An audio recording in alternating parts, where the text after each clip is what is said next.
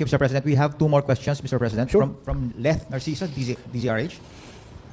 Good morning, Mr. President. Ibon Foundation has said that billions of fund control funds concentrated in the ruling parties. May we get your comments, sir? Are you aware? Ruling parties, ito maganda ha, yung Lakas CMD. Lahat daw ng budget napunta sa Lakas CMD, halos. O ano ibig sabihin nun? Di, sino bang leader ng Lakas CMD? Si Romualdez. So ang pinaburan lang sa mga flood control projects, yung mga kalyado ni Romualdez sa Kongreso. O anong sagot ni Kupal? Of it. That is the case in every single how do you say legislative body. Siyempre the majority party is the majority party. So silang pinakamarami. O alam na, majority nga, tanga. Majority nga, alam namin yun, bobo. Dinefine mo lang, tinagalog mo lang. Alam namin yun. Ang usapan dito, anong masasabi mo na yung budget, karamihan ng mga flood control projects napunta sa kaalyado nyo? O yun ang sagutin mo. But again, if there's nothing particularly about that because Hirap na hirap. Hirap na hirap. Sir, simple. Walang problema sa dami ng budget na ibibigay mo doon sa majority. Ang mahalaga, nagamit ng maayos yung mga budget. Wala namang problema eh. Kahit na gaano kalaki yung budget nyo, kahit na gaano karami yung perang gamitin ninyo, basta napunta sa tamang proyekto at saka nagamit ng maayos yung pera, okay lang. The problem here is, majority ng mga proyekto napunta sa inyo, tapos puro walang nangyari doon sa mga proyekto. Ano ibig sabihin? Ibig sabihin yung partido nyo magnanakaw. Di ba? Walang problema sa pagdami ng perang ibinigay sa partido so long as maayos yung paggamit. Ngayon, ang question dito is, maayos ba yung paggamit?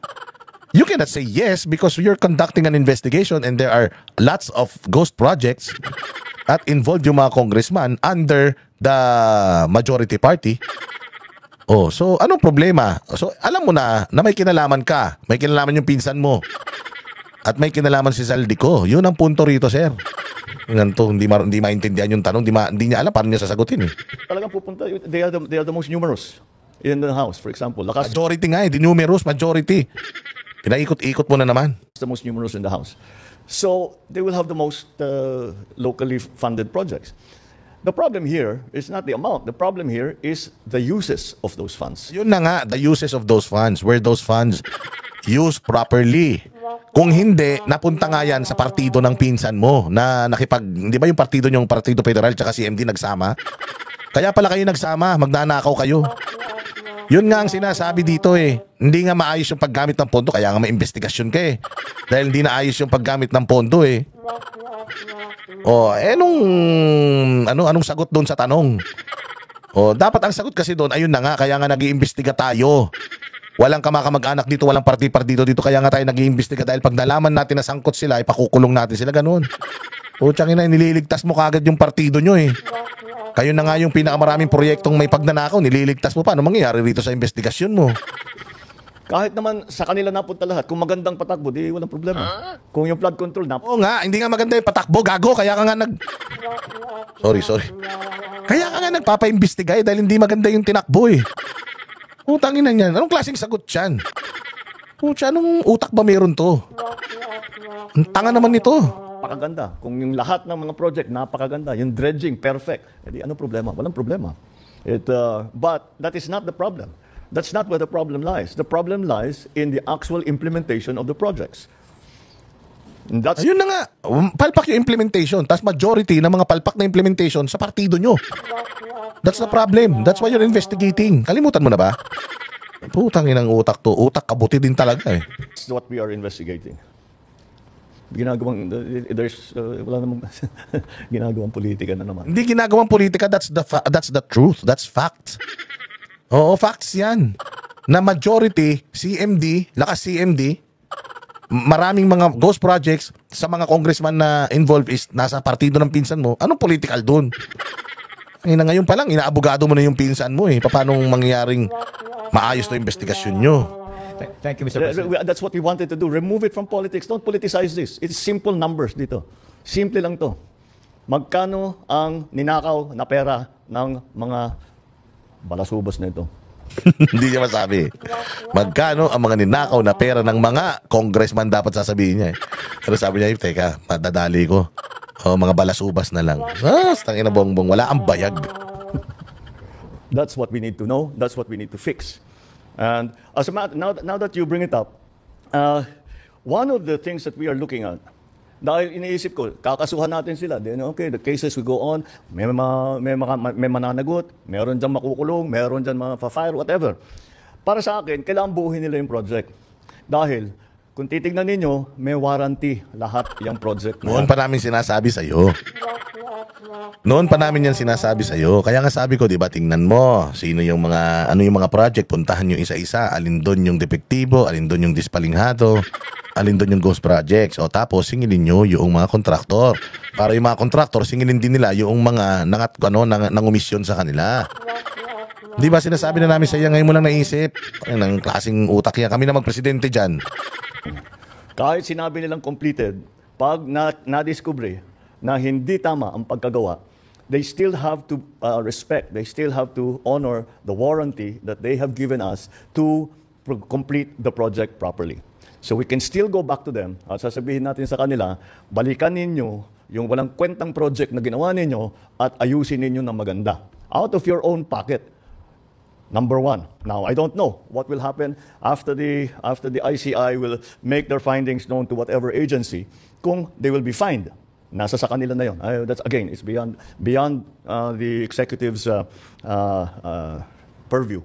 So that I think let us not focus on the politics of it. Let us focus on simple pesos and centavos of it. Thank you, sir. Thank you, sir. The last question will come from Ivan Marina, GMA7. Mr. President, while the ICI is just about to begin its work, protest actions have already been mounted and more are being organized. The ones on the 21st are expected to be big.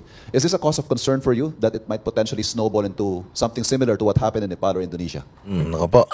So yung mga rally, pinag-usapan na. Yan na. Anong meron? Well, that is only if we don't do anything about it.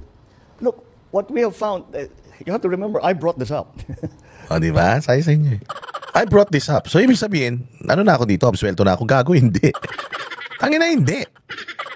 Hindi po, sir. Kasi si Pangulong Duterte na nakakulong ngayon sa ICC for the same reason. Dahil ginawa niya yung trabaho niya as a president. And you, as a president, should really do it.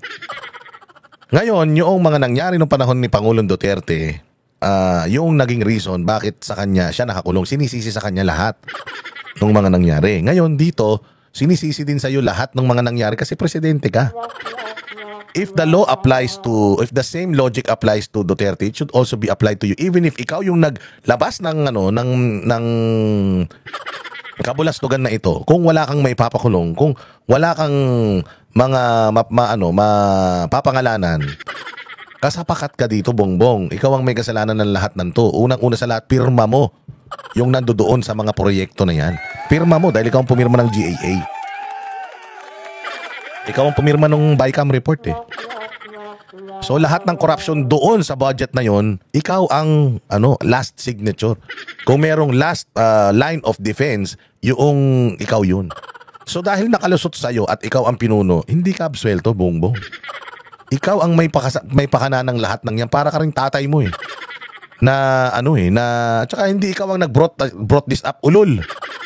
You know who brought this up? Kaming mga Pilipino. Dahil ang yabang-yabang mo, noong zona mo, sinasabi mo yung flood control project mo, biglang umulan tas bumaha. Oo, kalikasan brought this up, it's not you. Wala ka na nang magawa but to answer questions at iligtas mo sarili mo. Pinagsasasabi nitong gunggong na ito. And it is my interest that we find the solution to what has. No, it's your interest. It's our interest. Sinasabi na namin sa iyan noon. Sinabi na nga ni Inday Sara sa iyo noon. May mga kawatan eh. Na mga congressman, hindi mo nga ginawa ng paraan. Anong it's your interest? Tanga. Naipit ka na dahil hindi nyo na kayang itago yung pagnanakaw nyo. Sasabi mo. Become a very egregious problem. And since this has all been exposed, well, it's actually known to many people, but it has now been exposed to the general public. Do you blame them for going out into the streets? If I wasn't president, I might be out in the streets with them. Sinililigtas niya talaga yung sarili niya. Na gusto niya rin daw mag-rally kung hindi daw siya presidente. Tanga. Kaya nagrarally yung mga tao. Ayaw na sa'yo. Bobo ka talaga. Wala ka talagang alam. Ayaw na ng tao sa'yo kaya sila nagrarally. O, subukan mo pumunta doon sa rally. Di ba, ipako ka sa krus doon. You are the purpose while people are, are speaking up, are going out. You are the reason, sir. Wala kang ginagawa, wala kang nagawa, wala kang kwenta. Yun ang problema. Tapos sasabihin mo na kung di lang ako presidente, lalabas din ako. Lumabas ka. Para malaman, actually, pinakamagandang ang gawin mo, magbitiw ka na eh. Kasi pag nagbitiw ka, sigurado eh. Sigurado, boss, aalwan ng buhay ng mga Pilipino. So, of course, they are enraged. Of course, they are angry. I'm angry. We should all be angry. Because what's happening is not right.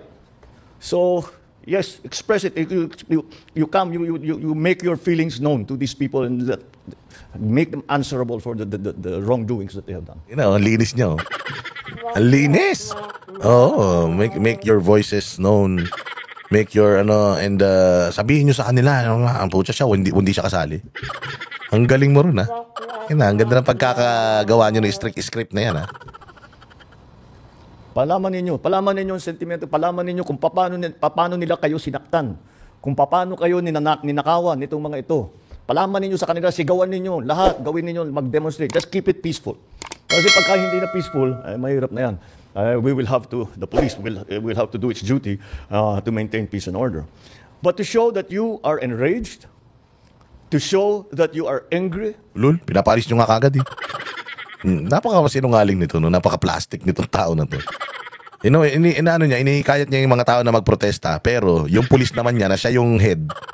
Tanginan yan. Pag wala kang permit, pinalalayas ka. Gago rin, Matigas ang mukha talaga nito. to show that you are disappointed, to show that you want justice, to show that you want fairness. What's wrong with that? I want to show that there's justice. I want to show that there is fairness. I want to hold these people accountable just like they do. So I don't blame them. I don't blame them. Not one bit.